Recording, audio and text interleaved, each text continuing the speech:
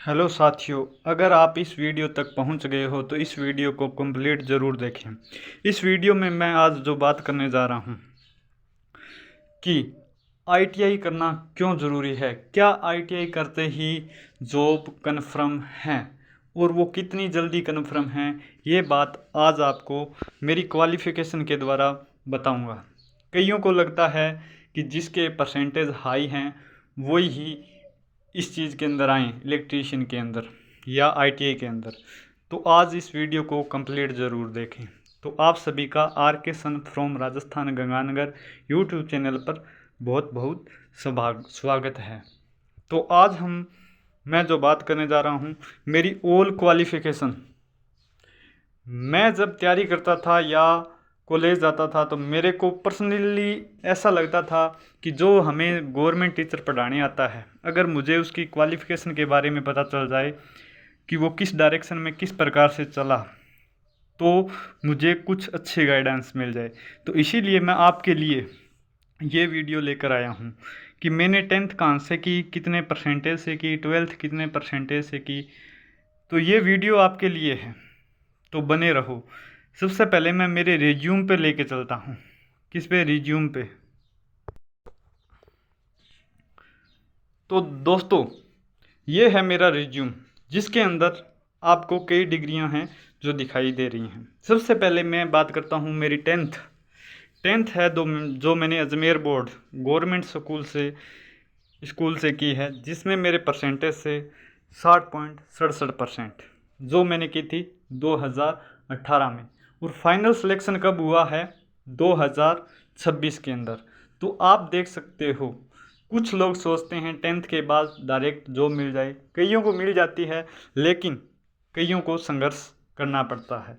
अब आप भी देख सकते हो 2018 से 2026 तक का सफ़र, यानी कि 8 साल। तो एक बात सोचने को सोचें तो 2018 में भी मैं जॉब नहीं लग सकता था। क्यों? क्योंकि मेरी जो डेट ऑफ बर्थ है, आप देख रहे हो 4/10/2004, यानी कि मैं 2018 के अंदर कितने साल का था? 14 साल का। तो फॉर्म भरने के लिए उम्र चाहिए 18 साल। चलो ठीक है, ये बात होगी 10th की। उसके बाद मैंने की 12th। यहाँ मैं आपको एक सजेशन देना चाहूँगा, अगर आप आईटीआई लाइन में आना चाहते हो तो मेरी पर्सनली सलाह ये है कि 10th के बाद डायरेक्ट आप आईटीआई या पॉलिटेक्निक करें। सबसे बेस्ट है आईटीआई करें। आईटीआई किस ट्रेड से करें, वो आपको अपनी इंटरेस्ट के अनुसार, या मैं कहूँ अगर सिलेक्शन मिलता है इलेक्ट्रीशियन, वायरमैन, फिटर या डीजल, इन कई ट्रेडों के अंदर अगर आपका सिलेक्शन होता है या आपका एडमिशन होता है तो ज़रूर लें। उसके बाद मैं 12th की, तो मैंने 12th की, लेकिन आप उस टाइम कोई हमें बताने वाला या कह सकते हैं कि नहीं था, या हम खुद ही नहीं कर पाए। तो मैंने की 12th, वो भी कहाँ? गवर्नमेंट कॉलेज से की। और उसमें जब मेरे परसेंटेज आए 77.80%, जो मैंने की थी 2020 में। तो अब भी मानो तो मैं उस टाइम था पूरा 16 साल। 2004 की डेट ऑफ बर्थ देखें तो मैं पूरे 16 ईयर कंप्लीट कर चुका था, यानी कि मैं अभी भी फॉर्म अप्लाई करने के लिए एलिजिबल नहीं था। उसके बाद मैंने की आईटीआई इलेक्ट्रीशियन, वो भी गवर्नमेंट कॉलेज से। वो कितने परसेंटेज के साथ? 83.38% के साथ। कब की? 2022 में। कब की? 2022 में। तो यहाँ से मैं आपको बता दूँ कि ये कंप्लीट होने के बाद जैसे ही मैंने आईटीआई कंप्लीट की तो मैं तुरंत कहाँ? टीसीसी सूरतगढ़ ऑफलाइन कोचिंग चलती है, वहाँ पे 6 मंथ ओनली फॉर मेरा इलेक्ट्रीशियन जो सब्जेक्ट था उसको क्या किया? मजबूत किया। 2022 की बात बता रहा हूँ, ठीक है। वो 2022 या 23 मान सकते हो, जिसके अंदर मैंने 6 मंथ की वो कंप्लीट की। वो कंप्लीट करते ही मैंने 6 मंथ जो काम किया था सूरतगढ़ थर्मल पावर प्लांट के अंदर HT साइड जो मोटर है वहाँ पर काम किया था, क्योंकि उस टाइम कोई वैकेंसी भी नहीं थी और आप मान सकते हो कि उस टाइम मेरी एज हुई थी। वहाँ से मेरे को किसी ने कहा कि आपकी क्वालिफ़िकेशन ठीक है, अच्छा है, तो आपको यहाँ लेबर का काम करने से अच्छा है आपको क्या करनी चाहिए, तैयारी करनी चाहिए। तो ये बात मेरे को किसने बोली थी, VK नॉलेज इलेक्ट्रिकल जो आप जानते हो, वो सर जो थे उन्होंने ये बात मेरे को बोली। वो LT में थे और मैं HT में। उसके बाद ITI के साथ ही मैंने किसका एडमिशन ले लिया था, प्राइवेट BA का, जो मैंने गवर्नमेंट कॉलेज से किया था, जिसमें मेरे 66.44% 2023 के अंदर आए थे। मेरे को जहाँ तक लग रहा है कि मेरे BA या 12th ये ठीक है मैंने कर लिया, लेकिन फाइनल सिलेक्शन जो हुआ है विद्युत विभाग के अंदर इनका रोल थोड़ा सा कम है। उसके बाद मैंने किया RSCIT। RSCIT ठीक है, मान लेते हैं कि एक डिजिटल ज़माना है तो ज़रूरी है, तो ये मैंने किया 82% के साथ 2024 के अंदर कंप्लीट किया। उसके बाद जो मेरा असली फेज़ आया सामने 2024, जिसमें मेरा सही डिसीजन था CITS, क्योंकि उस टाइम भी भर्ती थी। भर्ती किसकी थी, लोको पायलट, अपने रेलवे के अंदर लोको पायलट की भर्ती थी। लेकिन उस टाइम मेरे को पता था कि मेरी तैयारी किस लेवल की है, तो मैंने वहाँ से रेलवे की तैयारी को छोड़कर CITS की तरफ मेरा रुख किया। तो वो मैंने एक साल 2025 में 90.26% के साथ पास किया। तो ये परसेंटेज हैं, आप धीरे धीरे देख रहे होंगे बढ़ रही हैं। कारण क्या है कि कुछ अपने आप में इम्प्रूव किया और कुछ आप जहाँ जाते हो वहाँ के टीचर भी आपको कुछ इम्प्रूव करना सिखा देते हैं। तो ये थी मेरी क्वालिफ़िकेशन। अब बात करते हैं कि मैंने आगे और एक जो कोर्स आपको स्किल दिख रहा है सोलर का, ये भी मैंने CITS के साथ ही किया 80% के साथ। ये जैसे ही कंप्लीट हुआ उसके बाद मैंने वापस रेलवे की तैयारी या प्रिपरेशन है जो स्टार्ट कर दी, लेकिन उसमें फाइनली मेरा कुछ नहीं हुआ। मैंने लोको पायलट 2024 दिया। चलो मैं दूसरी PDF पे लेकर चलता हूँ। हाँ, अभी हम बात कर रहे थे कि मैंने 2024 के अंदर या 25 मान लो या 24, उसके अंदर मैंने सबसे पहले अटेम्प्ट दिया था लोको पायलट का, जिसमें मेरा प्री हुआ। मैं प्री यानी कि CBT 1 हुआ, CBT 2 हुआ और साइको हुआ। तीनों फेज़ मैंने क्लियर किए, लेकिन जब फाइनल मेरिट आई तो मैं उसमें बाहर हो गया।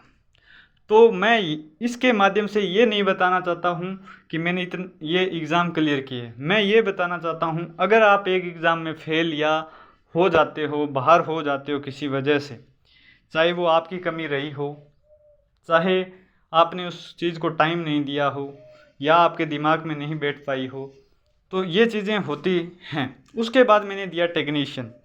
तो टेक्नीशियन में तो बिल्कुल कुछ भी ऐसे कह सकते हैं कि ना बराबर नंबर थे। अगर आप चाहो तो मैं वो भी दिखा सकता हूँ कि LP का रिजल्ट। बाकी मेरी इस YouTube की वीडियो के अंदर सारी जितने भी आज तक मैंने एग्ज़ाम दिए रिजल्ट आए वो वीडियोज़ पड़ी हैं, आप देख सकते हो। तो ये मेरी एजुकेशन क्वालिफ़िकेशन थी जो मैंने आपको बता दी थी। ठीक है, फिर 2000 आया 25 या 25 लास्ट, उसमें मैंने ज्वाइन किया private ITI। Private ITI join करने के लिए आपके पास CITS होनी चाहिए, उसी के बाद आप एज ए इंस्ट्रक्टर वहाँ पे काम कर सकते हो। तो मैंने 1 साल या 10 मंथ कह सकते हो वहाँ पे काम किया, पूरी ईमानदारी और पूरी शिद्दत के साथ ITI वाले बच्चों को पढ़ाया। और उसी की बदौलत मेरी जो इलेक्ट्रीशियन थ्योरी थी और मजबूत होती गई और मैंने 2026 में राजस्थान विद्युत विभाग टेक्निकल हेल्पर, जिसे हम बोलते हैं राजस्थान लाइनमैन, का पहला अटेम्प्ट दिया। क्या किया? पहला अटेम्प्ट दिया। ये है फाइनली राजस्थान लाइनमैन का रिजल्ट, जो मेरा पहला अटेम्प्ट था। और उसमें ये आपको नाम दिखाई दे रहा होगा, बरकतली OBC मेल, 4/10/2004। और मेरे नंबर जो आए थे, मार्क्स जो आए थे, 91 मार्क्स के साथ फाइनली सिलेक्शन हुआ है। अभी ज्वाइनिंग जो है बाकी है। तो मैं इसके थ्रू, अभी ITI के अंदर एडमिशन चल रहे हैं और कई बच्चे सोचते हैं कि ITI करूं या ना करूं। तो अब आप देखिए कितने कम परसेंटेज के साथ, और ज़्यादा ऐसा कुछ मैंने बहुत कुछ बीच में कर लिया, जैसे 12th कर ली, BA कर ली, ये कर लिया, वो। तो मैं आपको ये कहना चाहता हूँ, 10th कीजिए। 10th अगर 12th भी कर ली है तो कोई बात नहीं है। आप उसके साथ क्या करें, रेगुलर गवर्नमेंट के या प्राइवेट के अंदर इलेक्ट्रीशियन या फिटर या कोई सी भी ट्रेड से ITI करें। और उसके बाद कितनी अपॉर्चुनिटी है, वो कितनी वैकेंसीज आती हैं, वो आपको इसी चैनल पर अपडेट मिलेंगी। अगर यहाँ नहीं मिलती तो बहुत सारे YouTube चैनल हैं, वो आपको बताते हैं कि इसके अंदर ये वैकेंसी आई हुई है, इस वैकेंसी को देखिए, इस वैकेंसी के बारे में जानिए और आगे तैयारी कीजिए। तो इस क्वालिफिकेशन का बताने का मेरा मकसद क्या था कि कईयों को लगता है कि जिनके 10th में 90 हो, 12th में 90 हो, ITI में 90 हो, वो ही आगे जाकर गवर्नमेंट जॉब में सिलेक्शन लेते हैं, वो भी सिलेक्शन लेते हैं 5-6 अटेम्प्ट के बाद। ऐसा कुछ नहीं है।